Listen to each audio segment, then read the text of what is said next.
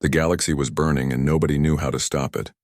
Ambassador Kelvin stood at the tall windows of the council chamber, looking out at the stars. His hand shook slightly as he held the datapad. The numbers on it told a story of destruction that his people had never seen before. 12 worlds conquered in 6 months, billions of people dead or enslaved, and the enemy was still coming. The Viridian species had existed for 40,000 years. In all that time, they had never known true war. They were artists and thinkers with long fingers perfect for painting and bodies that glowed softly in the dark. Kelvin himself had written poetry that was studied across 20 star systems. But poetry could not stop warships. Behind him, the council chamber filled with representatives from hundreds of worlds. They came in all shapes and sizes. Some walked on 2 legs, others on 6. Some breathed oxygen, others methane. But they all had one thing in common. They were terrified. The Chirix delegate clicked her way to the speaking platform. Her insect-like body moved with jerky motions that showed her stress. Her species had been around for 30,000 years, and they had never fought a war either. They had built beautiful crystal cities on their homeworld and spent centuries debating philosophy. Now their colonies were ash. The Zinthara Collective has rejected our final peace offer, she announced, her voice translated by the chamber's computers into hundreds of languages. Their fleet will reach Proxima Refuge in 72 hours. We have no way to stop them. The chamber erupted in panic. Delegates shouted questions. Some demanded evacuation plans. Others wanted to try negotiating again, even though negotiations had failed 20 times already. A few simply wept, their cultures having no experience with the concept of military defeat. Kelvin watched it all with a heavy heart. The Galactic Council had been formed 12,000 years ago after the last major war in this region of space. Since then, peace had reigned. Military forces were reduced to ceremonial guards. Weapons technology became museum pieces. Entire generations grew up never knowing conflict. It had seemed like paradise. The Zinthara had changed everything. They had appeared from the edge of explored space 6 months ago. Their ships were massive and powerful. Their weapons could crack planets.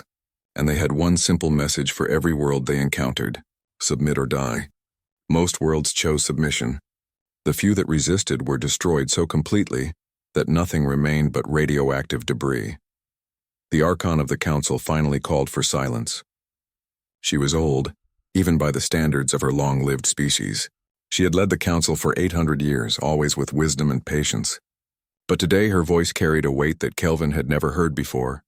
There is one option we have not discussed, she said slowly. Every delegate in the chamber turned to listen. One species we have not asked for help. Kelvin felt his skin go pale, shifting from its normal blue-green to almost white. He knew what she was going to say.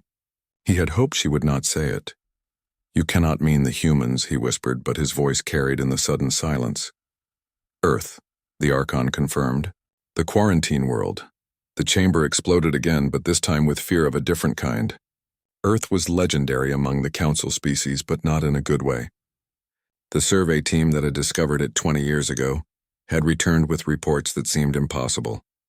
They described a world so hostile that simply living there required constant struggle. The planet had extreme weather, deadly predators, poisonous plants, and diseases that could kill in hours. Worst of all were the dominant species, humans. The survey reports described them as persistents, hunters who had evolved by chasing prey, animals until they collapsed from exhaustion. They could survive injuries that would kill most species. Their bodies could adapt to almost any environment. They had spread across their entire planet, conquering every ecosystem from frozen poles to burning deserts, and they had spent their entire history fighting. Not just against their world, but against each other. The reports listed thousands of wars, conflicts that had killed millions. They had invented weapons of such power that they could destroy their own civilization several times over. The Council had classified Earth as a Class 12 death world and forbidden contact. Now the Archon wanted to invite them to the galaxy. They are savages, one delegate protested. The reports say they still have active conflicts on their world. They test weapons that could sterilize planets. They also have a functioning military, the Archon replied calmly, something none of us possess anymore. They understand warfare in a way we have forgotten, or rather in a way we never knew. Kelvin stepped forward. As the senior diplomat, it was his duty to speak. Archon, I have read the Earth files thoroughly. Yes, they have military capability, but they are also unpredictable, violent. Their entire culture is built on competition and conflict. If we invite them here, who is to say they will not conquer us themselves? That is a risk, the Archon admitted. But consider our alternatives. In 3 days, the Zinthara will arrive. They will destroy Proxima Refuge. Then they will move to the next world and the next. Within a year, the entire council will fall. At least the humans might give us a chance. The debate continued for hours. Some delegates argued that it was better to die free than to risk enslavement by bringing in another dangerous species. Others pointed out that the humans had never shown aggressive intent toward the council. They had sent peaceful messages for 5 years asking for trade and cultural exchange. The council had simply ignored those messages, too afraid of the Deathworlders to respond. Finally, a vote was called. It was close, very close, but in the end, desperation won over fear. The council agreed to send a message to Earth. Kelvin was chosen to compose it. He spent 6 hours on the wording, trying to strike the right tone. Too desperate and the humans might see weakness. Too casual and they might not understand the urgency. Finally, he settled on simple honesty. To the people of Earth, this is Ambassador Kelvin of the Galactic Council. We apologize for not responding to your previous messages. We were afraid of you. We still are. But we need your help. A hostile force is destroying our worlds and we do not know how to fight them. We are asking you to teach us, or to fight for us. We can offer payment in technology, resources, or knowledge. Please respond. We do not have much time. The message was sent using a faster-than-light communications buoy. It would reach Earth's solar system in 4 hours. Then all they could do was wait. In orbit above Earth, Captain Lisa Morgan was finishing her shift aboard the ECS Valiant. It was humanity's first true deep space exploration ship, built after decades of expanding through their own solar system. Lisa had been in space most of her life. Her parents had worked on the Mars colonies. She had joined the military at 18 and served in 3 different conflicts before being selected for deep space duty. The communications officer interrupted her dinner. Captain, we're receiving a transmission. It's not from Earth. The origin point is about 40 light years away. Lisa was at the bridge in seconds. Play it. Kelvin's message filled the bridge. Every officer present listened in growing shock. First contact. After 5 years of sending messages into the void with no response, the galaxy was finally talking to them, and they were asking for military help. Lisa read the message 3 times. She thought about her grandfather who had fought in the wars of the 2050s. She thought about her own service record, the battles she had seen, the friends she had lost. Humanity had been fighting for survival since they first learned to use tools. They knew war in their bones. Get me a direct line to Fleet Admiral Carter, she ordered. And somebody wake up the president. Earth just got invited to join the galaxy, but they don't want our culture or our art. They want our soldiers. The communications officer looked worried. Captain, should we be concerned? They ignored us for 5 years and now they want our military. Lisa stared at the starfield outside the viewport. Somewhere out there, people were dying. Civilizations were falling, and Earth had the skills to stop it. Maybe it was not the first contact scenario humanity had dreamed of, but it was real and people needed help. Send a reply, she said firmly. Tell them we accept. Earth is coming, and we're bringing everything we've learned about war. Within 18 hours, the decision was made at the highest levels of Earth's government. A battle group would be assembled and sent to Proxima Refuge. 47 warships. The largest fleet humanity had ever gathered for a single mission. 1,200 fighters, 30,000 crew members, and enough firepower to level a continent. The galaxy had asked for aid. They were about to learn what happened when you invited Deathworlders to war. The human fleet arrived at Proxima Refuge exactly 14 days after receiving the distress call. When they dropped out of faster-than-light travel, every sensor in the system lit up with warnings. Ambassador Kelvin stood on the bridge of his diplomatic vessel, staring at the tactical display in complete disbelief. His hands gripped the console so hard his knuckles turned white. The numbers made no sense. They had to be wrong. How many ships? He asked, his voice barely above a whisper. His tactical officer checked the readings 3 times before answering. 47 capital ships, Ambassador. Each one is 3 times larger than our biggest warship. And there are smaller vessels. Hundreds of them. Maybe over 1,000, Kelvin felt dizzy. The entire Galactic Council Defense Force numbered 32 old cruisers. Most of them had weapons that had not been fired in centuries, and the humans had brought more firepower in 2 weeks than the Council had built in 1,000 years. A holographic image appeared in the center of his bridge. It showed a human woman in a dark blue uniform. Her hair was pulled back tightly and her eyes were calm in a way that somehow made Kelvin more nervous. She looked like someone who had seen terrible things and learned to live with them. "Ambassador Kelvin, I'm Admiral Patricia Hayes, commander of the Earth Defense Force Battle Group. We received your message and came as quickly as we could. I understand the hostile fleet will arrive in about 48 hours. Kelvin tried to compose himself. "Admiral Hayes, yes. The Zinthara Collective. They have 200 warships. We appreciate your help, but perhaps we should discuss strategy and coordinate our forces with yours." Admiral Hayes smiled slightly. It was not a friendly smile. It reminded Kelvin of the predators from Earth's nature videos. "We've already analyzed the Zinthara tactics, Ambassador. We studied every battle they've fought in the past year. They rely on superior numbers and overwhelming firepower. They've never faced an enemy who fights back with modern combined arms doctrine." "Combined arms doctrine?" Kelvin repeated, confused. "You'll see." Hayes out. The hologram disappeared. Kelvin stood there feeling helpless. The humans had been in the system for 10 minutes and were already making decisions without consultation. He wanted to be angry, but mostly he felt relieved. For the first time in months, someone else was in charge. Someone who actually knew what they were doing. Over the next 2 days, Kelvin watched in amazement as the humans transformed Proxima Refuge from a defenseless system into something he had no words for. They called it a defensive perimeter. Kelvin called it terrifying. Automated weapons platforms were positioned at every point where ships entering the system would have to slow down. Each platform carried enough missiles to destroy a small moon. The humans scattered them throughout the asteroid belt like seeds in a garden, except these seeds could kill. Human fighters flew constant patrols. Their pilots worked in shifts, flying for 6 hours, resting for 6 hours, then flying again. Kelvin learned that human pilots could function on this schedule for weeks. Most Council species would collapse from exhaustion after 2 days. One of the human fighter pilots, a young man named Ryan Cooper, flew past Kelvin's ship so close that the wash from his engines rattled the hull. Kelvin watched the small craft twist and turn through space in ways that seemed to violate physics. The acceleration forces should have killed the pilot. Instead, Cooper was apparently having a conversation with his wingmate and laughing. "How do they survive such forces?" Kelvin asked his science officer.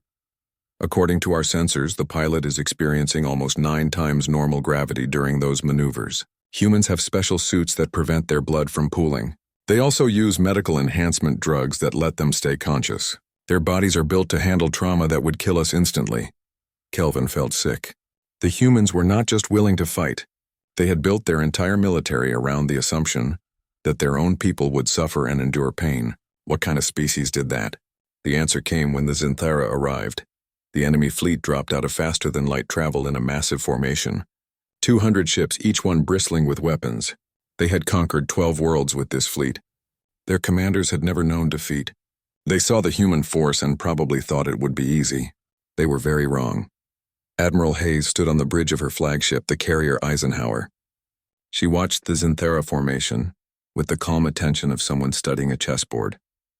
Around her, dozens of officers monitored screens and called out information.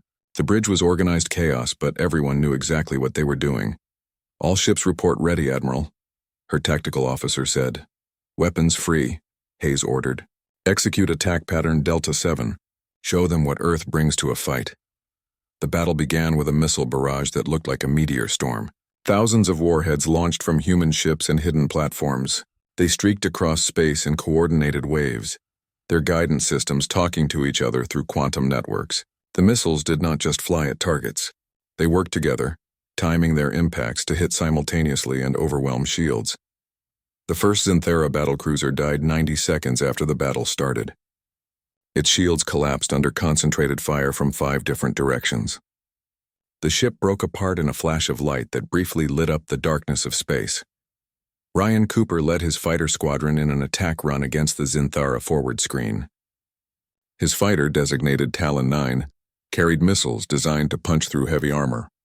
He selected his target, locked on, and fired. The missile hit exactly where his computer predicted. The enemy destroyer's shields flickered and failed. Splash 1. Ryan reported calmly, already moving to his next target. His wingmate, Lieutenant Amy Price, followed close behind. Her fighter carried electronic warfare equipment that jammed enemy sensors. The Zinthara ship started firing wildly, unable to get accurate targeting locks. Human fighters danced through the confused enemy formation like sharks through a school of fish. On the Zinthara flagship, Fleet Commander Zraxith watched his fleet falling apart and could not understand what was happening. His ships were bigger. He had more of them. By every logical measure, he should be winning. Instead, his forces were being systematically destroyed. "How are they doing this?" he roared at his tactical officer. "Commander, they're using some kind of networked battle coordination. Every human ship is sharing targeting data in real time. They're not fighting as individual vessels. They're fighting as one unified force." Zraxith had never heard of such a thing. In Zinthara warfare, each ship captain made their own decisions. It was a matter of honor and tradition. The humans apparently had no such tradition. They fought with cold efficiency, their ships moving in patterns that seemed almost choreographed. Admiral Hayes watched the tactical display and allowed herself a small moment of satisfaction. This was what humans did. They practiced war the way other species practiced art. Every officer on every ship had trained for years. They had run thousands of simulations. They had studied historical battles going back centuries, and now all that preparation was paying off. "Zinthara flagship is attempting to retreat," her tactical officer reported. "Negative," Hayes said firmly. "Launch bombers. Target their engines. No survivors escaped to report our full capabilities." The carrier Eisenhower launched 20 bomber craft. They were larger than fighters, slower but heavily armed. Their pilots flew directly at the Zinthara flagship, ignoring the defensive fire that lit up space around them. 2 bombers were destroyed, but the rest reached their target and released antimatter torpedoes. The flagship's engines exploded in a cascade of failures. The massive ship went dead in space, powerless and helpless. Kelvin watched all of this from his diplomatic vessel, and he finally understood the terrible truth about Earth. The humans were not just good at fighting. Fighting was what they were built for. 10,000 years of warfare had shaped them into something the galaxy had never seen. They did not fight with rage or hatred. They fought with the same calm professionalism that a Viridian poet brought to composing verse. The battle lasted 6 hours. When it ended, 147 Zinthara ships were destroyed. 53 had surrendered after their flagship was crippled. Not a single enemy vessel escaped. Human casualties were 16 fighters lost and 4 frigates damaged. 42 crew members were dead. The humans mourned their losses, but they did not stop working. Salvage teams were already moving through the debris field, collecting technology and prisoners. Admiral Hayes opened a communication channel to the council chamber. Her uniform was still perfectly neat, despite commanding a battle that had just ended an empire's expansion. "Proxima Refuge is secure," she reported in the same tone someone might use to describe finishing a routine task. "We're sending engineering teams to help repair your planetary shields. They'll be operational within 3 days. Also, we tracked the Zinthara retreat vector. We know where their home systems are located." Kelvin felt his stomach drop. "Admiral, the Council cannot ask you to pursue them. You've already done so much." Hayes's expression became very serious. "Ambassador, you're not asking. We're volunteering. Nobody attacks Council worlds while Earth is your ally." The Zinthara Military Command Center floated in orbit above their capital world. It was a massive station, built over centuries to project power across dozens of star systems. Fleet Commander Zraxith stood in the central control room, reading the same report for the 5th time. His scales had darkened to deep red, the color his species turned when experiencing rage or fear. "This cannot be accurate," he said, his voice low and dangerous. "Our fleet was the most powerful military force in this region. These reports claim it was destroyed in 6 hours by an unknown species." His intelligence officer stood rigidly at attention. She knew that delivering bad news to Zraxith was dangerous. "Commander, we have confirmed the data through multiple sources. The survivors all tell the same story. The humans appeared with superior technology and tactics. They did not negotiate. They simply attacked and destroyed our forces." Zraxith pulled up a holographic recording from one of the escape pods. The image showed human warships moving through space with impossible speed. Their weapons fired in patterns that seemed random at first but were actually carefully coordinated. The recording showed a human fighter pilot performing maneuvers that should have killed any living creature. What species can survive such acceleration? Zraxith asked, watching the human fighter twist through space while dodging 6 missiles. The pilot did not just evade the missiles. He somehow used them against a Zinthera destroyer, leading them directly into the larger ship's hull. According to our analysis, Commander, humans evolved on what they call a death world. Their planet has extreme gravity, dangerous weather, and predators that force them to develop extraordinary physical resilience. Their military pilots use special equipment and drugs to survive forces that would kill us instantly. Zraxith felt something he had not experienced in his long military career. Fear. Real, genuine fear. The Zinthera had conquered 12 worlds because no one could match their military power. They had grown confident, perhaps too confident. Now they faced an enemy that treated warfare as naturally as breathing. Send orders to all fleet commanders, Zraxith said, forcing his voice to remain steady. Pull back all offensive operations. Concentrate our remaining forces at the home systems. If these humans want war, we will show them what the Zinthera Collective can do when defending our own territory. 4 light-years away, the human fleet moved through space toward Zinthera territory. Admiral Hayes sat in her ready room, studying intelligence reports with her senior staff. Captain Ben Walker stood beside her, highlighting sections of a tactical map. The Zinthera are consolidating their forces here, Ben said, pointing to a cluster of star systems. They're giving up their conquered territories and falling back to defend their core worlds. They're also evacuating civilians from potential combat zones. Hayes nodded with approval. Smart. They learned from the first engagement. They know they can't beat us in open space, so they're preparing for a defensive battle on terrain they know well. A younger officer spoke up hesitantly. Admiral, doesn't that make our job harder? We'll be attacking fortified positions. Yes, Hayes agreed, which is exactly why we're not going to attack them. The room fell silent. Everyone stared at the Admiral, confused. Hayes smiled and brought up a new document on the display. We're going to offer them terms of surrender. Captain Ben looked skeptical. Admiral, they just lost a major fleet. They're scared and angry. They won't surrender now. Maybe not, Hayes said. But we're going to give them the option, because that's what separates us from them.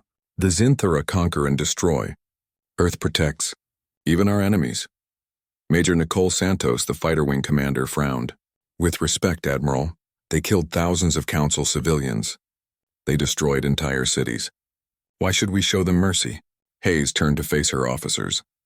Her expression was serious but not angry. Because that's who we are. Yes, humans know how to fight. We're very good at it. But we also know when to stop fighting. The Zinthera are beaten. They know it and we know it. Now we give them a chance to surrender with dignity. If they refuse, then we finish this. But we offer peace first. The message was transmitted to Zinthera space 12 hours before the human fleet arrived. Zraxith read it with a mixture of confusion and suspicion. They offer us surrender terms? He said to his advisors. After destroying our fleet, they presume to dictate conditions? His diplomatic advisor, an older female named Sarith, studied the message carefully. Commander, these terms are unusual. The humans do not demand tribute or territory. They only require that we stop all military aggression against Council worlds and release any prisoners we hold. In exchange, they offer to share defensive military technology and provide training for our forces. Zraxith's scales flickered between red and his normal green. A trick, it must be. No species conquers and then offers to strengthen their enemy. Unless, Sarith said slowly, they are not interested in conquest. Commander, what if the humans are telling the truth? What if they genuinely only want to stop our expansion, not destroy us? Before Zraxith could respond, alarms blared throughout the command center. The human fleet had arrived at the edge of Zinthera space. Every sensor showed the same terrifying image.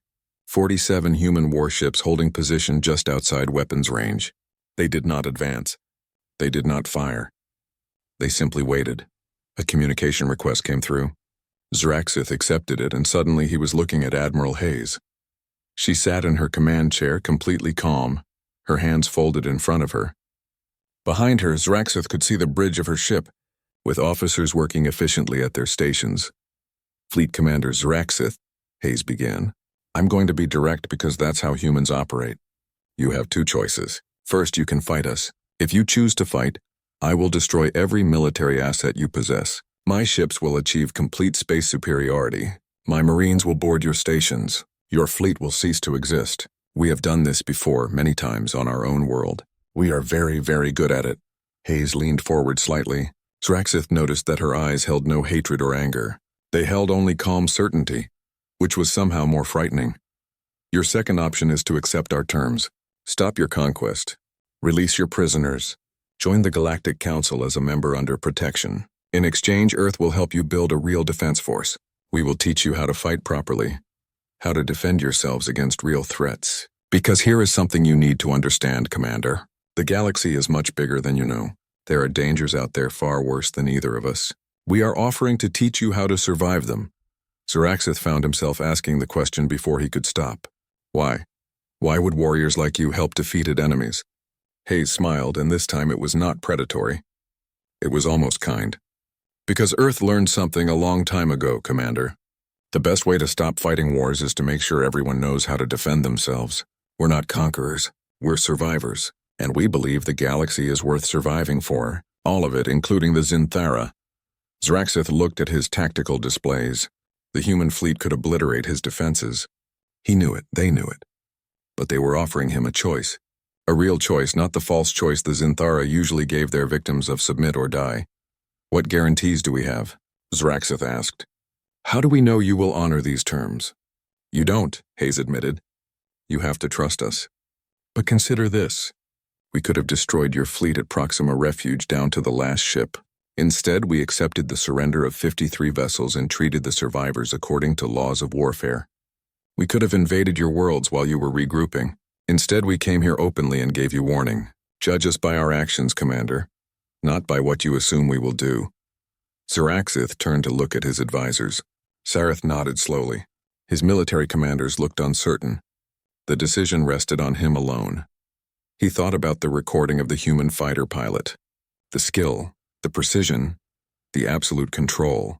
Then he thought about Admiral Hayes offering mercy when she could simply take victory. Perhaps these humans were different. Perhaps they really were what they claimed to be. "I accept your terms," Zraxith said finally. "The Zinthara Collective will stand down our military operations against Council worlds. We will release all prisoners, and we will accept Earth's offer of training and alliance." Relief flooded through the command center. Sareth's scales brightened to happy yellow. But Zraxith noticed something. Admiral Hayes did not look surprised. She had expected him to surrender. She had known somehow that he would make this choice. "Good decision, Commander," Hayes said. "We'll send over liaison officers to begin the transition. Your fleet will remain under your command, but we'll assign advisors to help modernize your tactics and equipment. Consider Earth an ally now, not an enemy, and allies protect each other." The transmission ended. Zraxith sat down heavily in his command chair. Around him, his officers began making preparations for the human arrival. But Zraxith was thinking about what had just happened. The Zinthara had spent decades conquering weaker species. They had believed that military might gave them the right to rule. Now they had encountered a species with greater military might who chose not to conquer, who chose instead to offer protection and teaching. 3 months had passed since the battle at Proxima Refuge. Ambassador Kelvin stood in the observation deck of the new Earth Embassy station, watching construction crews build what humans called the Galactic Defense Initiative headquarters. The massive structure would train military officers from dozens of species who had never needed to think about war before. Commander Jake Stevens joined Kelvin at the window. The human officer had become his liaison, helping bridge the enormous gap between human thinking and everyone else. Jake was young by human standards, maybe 30 years old, but he had already fought in 2 wars on Earth before joining the Space Force. "It bothers you, doesn't it?" Jake asked, his voice gentle. Kelvin's skin flickered with patterns that showed his inner conflict. "My people have written poetry for 40,000 years. We built museums and gardens. We celebrated art and philosophy. Now we are learning to kill. What have we become?" Jake was quiet for a moment, watching a Viridian crew member work alongside human engineers to install weapon systems on a civilian transport ship. "You've become survivors, Ambassador. That doesn't mean you stop being poets. Some of Earth's greatest writers were soldiers. Beauty and violence aren't opposites. They're both parts of life." Before Kelvin could respond, the station's intercom activated.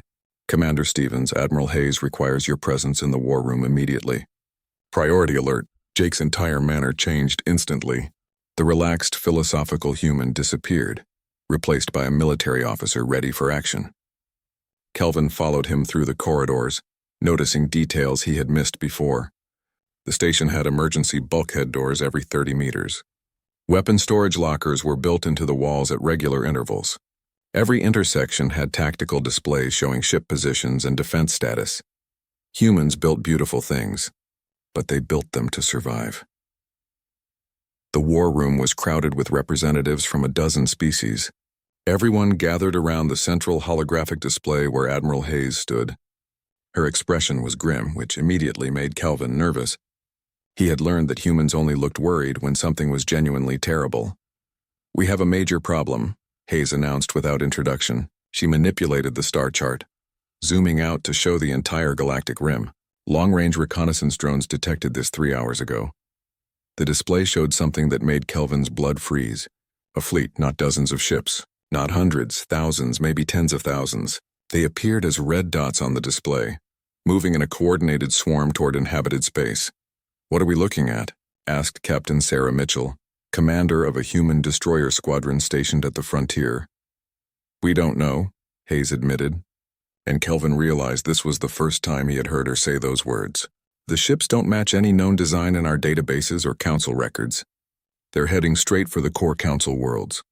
Based on their current speed and trajectory, they'll arrive in approximately 4 months." A Chirix military advisor named Trix, who had spent the past 3 months learning human combat tactics, clicked his mandibles nervously. 4 months is not enough time to evacuate the core worlds. We have trillions of civilians living there. Evacuation isn't the plan, Hayes said firmly. We're going to stop them. But I need to be honest with everyone here. This is bigger than anything humanity has faced before. We need every species, every ship, every resource the Council can provide. Earth cannot do this alone. Kelvin felt a strange emotion. Fear, yes, but also something else. Concern for the humans. 3 months ago, he had been terrified of them. Now he worried about them. Earth truly cannot handle this fleet by itself? Hayes gave him a small, tired smile. Ambassador, we're good at what we do. But we're not miracle workers. Humanity has been fighting for thousands of years, but always against ourselves or our own planet. This is different. This is what we've been preparing you for. A real threat to everyone. Over the following weeks, the galaxy transformed in ways that seemed impossible. Viridian poets put down their brushes and picked up weapons manuals. Chirix philosophers studied military logistics. Zinthara warriors, once conquerors, now trained alongside their former enemies to defend the worlds they had once tried to conquer. Lieutenant Amy Price ran fighter training simulations with mixed-species squadrons. Her students came from 6 different worlds, each with different biology and capabilities. Teaching them was like trying to coach a basketball team where every player had different numbers of arms and legs. One of her students, a Viridian pilot named Severin, struggled badly with aggressive maneuvers. After his 14th failed attack run, he emerged from the simulator shaking and pale. I cannot do this, Severin said, his voice trembling. My body is not built for violence. I am an artist. I paint landscapes. This is not who I am. Amy sat down beside him, removing her helmet. Her hair was soaked with sweat from running her own simulation. Severin listened carefully. You're not trying to become human. You're trying to become a fighter. And those are different things. Yes, humans have certain advantages in combat. But you have advantages too. Your reaction time is actually faster than mine. You can see in wavelengths I can't detect. We need to build tactics around what you can do, not what I can do.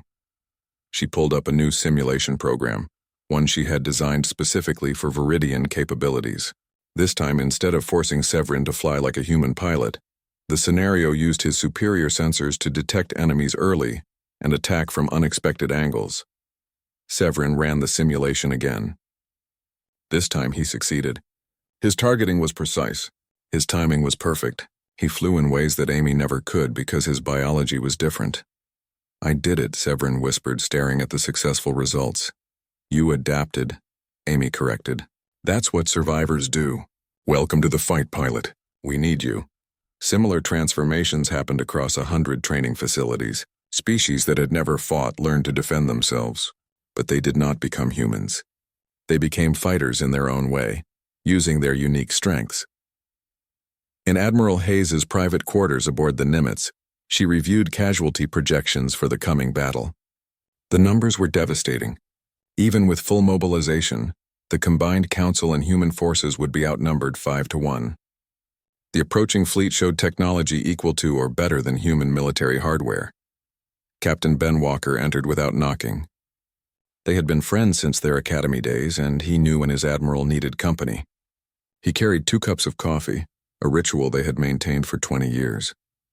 "You're thinking about the cost," Ben said, handing her a cup. 40,000 years of human military history, and we might have finally found something that can beat us, Hayes replied quietly. "We promised to protect the galaxy, Ben. What if we can't keep that promise?" Ben sat down across from her. "Then we die trying, but we won't die alone, Admiral. Look at what's happened in 3 months. The Viridian are flying fighters. The Chirix are running logistics networks. The Zinthara are manning defensive stations alongside species they once conquered.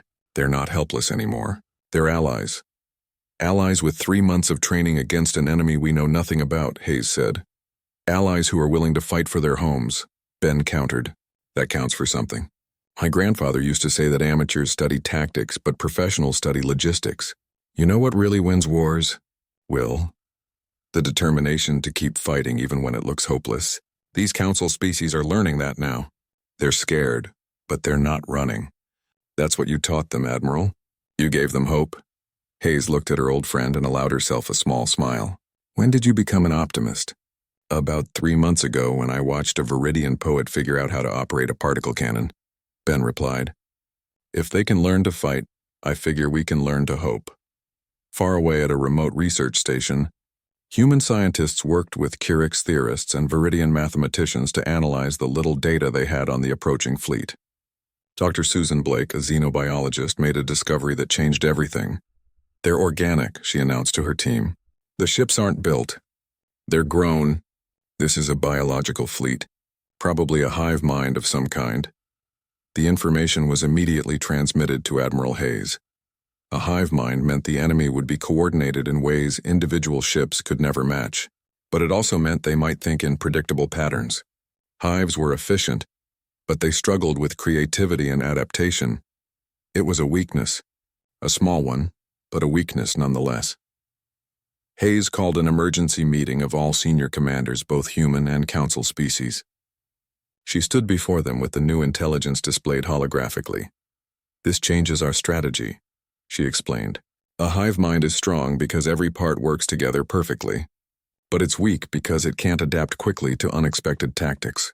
We're going to hit them with everything they don't expect. Unpredictable attacks, irregular tactics, creative chaos." Kelvin spoke up from his position as Council military observer. "Admiral, chaos is not something most of us understand well. Our species prefer order and planning." Hayes smiled. "Then it's a good thing you have humans on your side. We've been doing chaos for 10,000 years. Now we're going to weaponize it." The defense line formed at the Calidor Nebula, a massive cloud of gas and dust that stretched across 3 light years. Admiral Hayes had chosen this location carefully. The nebula created natural bottlenecks where the enemy would have to slow down and navigate carefully. It took away their advantage of superior numbers by forcing them to fight in confined space. 500 human warships formed the center of the defensive line. Around them, 1,200 Council vessels took up positions. Viridian cruisers with new human weapons held the flanks. Chirix destroyers equipped with electronic warfare systems prepared to jam enemy communications. Zinthara battleships, once used for conquest, now stood ready to defend. Every species that had learned to fight over the past 4 months was here, ready to prove they could survive. Commander Ryan Cooper sat in his fighter cockpit, checking his systems one final time. His squadron was different now. Only half his pilots were human. The rest came from 7 different species, each one trained and ready. His wingmate was Severin, the Viridian artist who had become one of their best pilots. "All wings, this is Talon 9, Ryan transmitted to his squadron. "Remember your training. We don't have to kill them all. We just have to hold this line long enough for evacuation fleets to get civilians to safety. Every minute we buy saves millions of lives. Every second counts." "Understood, Talon 9, Severin responded. His voice was steady despite facing his first real battle. "My family is being evacuated right now. I will not fail them." Around them, thousands of other fighters prepared for launch. The combined fleet had assembled the largest aerospace combat force in galactic history. Human pilots flew alongside aliens they had never met 4 months ago. Language barriers had been overcome. Cultural differences had been set aside. All that mattered now was survival. The enemy appeared on sensors like a storm rolling across the stars. 10,000 ships emerged from faster-than-light travel in a formation so tight, it looked like a single massive organism.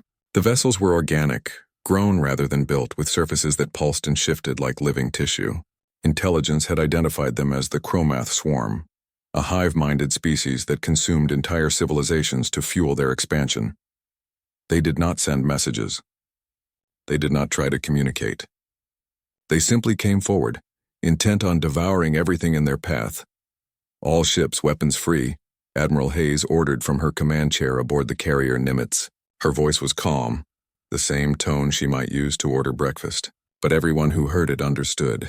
This was the moment everything had been building toward. Execute Attack Plan Omega. Show them what a united galaxy can do.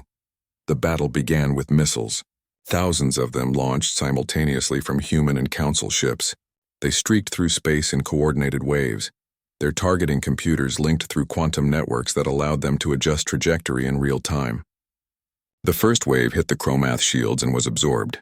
The second wave hit the same locations, weakening the shields. The third wave punched through and started destroying ships. But the Chromath numbered in the thousands. Losing dozens meant nothing to a swarm this size. The enemy crashed into the defensive line like a wave hitting a beach. Human battleships fired their main guns continuously, the weapons glowing red from the heat. Viridian cruisers used their superior sensors to identify weak points in Chromath formations, allowing other ships to concentrate fire. Chirrix destroyers broadcast jamming signals that confused the hive mind, making the swarm's coordination falter for crucial seconds. Ryan led his fighter wing into the chaos, space around him filled with explosions, weapon fire, and the twisted shapes of dying ships. He selected a target, a smaller Chromath vessel trying to break through the fighter screen. His missiles locked on and fired. The bioship died, its death broadcast across all frequencies as a shriek that made Ryan's skin crawl. Severin flew beside him, his movements precise and controlled. He had learned to use his Viridian biology's advantages. His faster reaction time let him dodge attacks that Ryan would have struggled with. His broader visual spectrum helped him spot enemies hiding in the nebula's gases. Together they were more effective than either could be alone. "They are adapting," called Lieutenant Kate Murphy from her sensor station on the Nimitz. "The hive mind is learning from each engagement and changing tactics." "So are we," Admiral Hayes replied, already adjusting fleet formations based on real-time battle data. This was humanity's strength. Not individual power, but the ability to learn and adapt faster than any opponent. The Chromath were a hive mind, but the Galactic Alliance was something more dangerous. Thousands of independent minds choosing to fight as one. The battle raged for 3 days without stopping. Ships died on both sides. The destroyer Franklin exploded when a Chromath bioweapon breached its reactor. 200 crew members, human and alien, died instantly. A Chirrix cruiser named Wisdom's Path deliberately rammed a Chromath dreadnought to save a crippled human carrier, sacrificing itself so that 3,000 others could survive. On one of the nebula's mining stations, Colonel Danny Foster led ground forces in defending critical infrastructure. His Marines fought alongside Zinthera shock troops, species that had been enemies 4 months ago now dying side by side to hold the line. "They just keep coming," shouted Sergeant Lisa Stone, her rifle overheating from constant firing. The Chromath ground warriors were nightmares, all claws and teeth and mindless hunger. "Then we keep fighting," Foster roared back, his powered armor allowing him to physically throw a Chromath soldier twice his size. Earth didn't train these people just to watch them die. "Hold this station." Around him, Zinthara warriors fought with a courage they had never shown in their conquest days. They were defending now, not attacking. It made all the difference. A young Zinthara soldier named Kresh stood over a wounded human medic, his weapon firing continuously until it ran dry. When the Chromath came closer, Kresh drew a blade and fought them with his bare claws until reinforcements arrived. In orbit, the strategic situation reached its breaking point. Admiral Hayes studied the tactical display and saw what needed to be done. The Chromath had command ships, massive bioconstructs that coordinated the swarm's attacks. If those ships died, The entire enemy fleet would lose its coordination. All capital ships, new target priority. Hayes ordered. Designate the enemy command vessels as alpha targets. Concentrate all fire.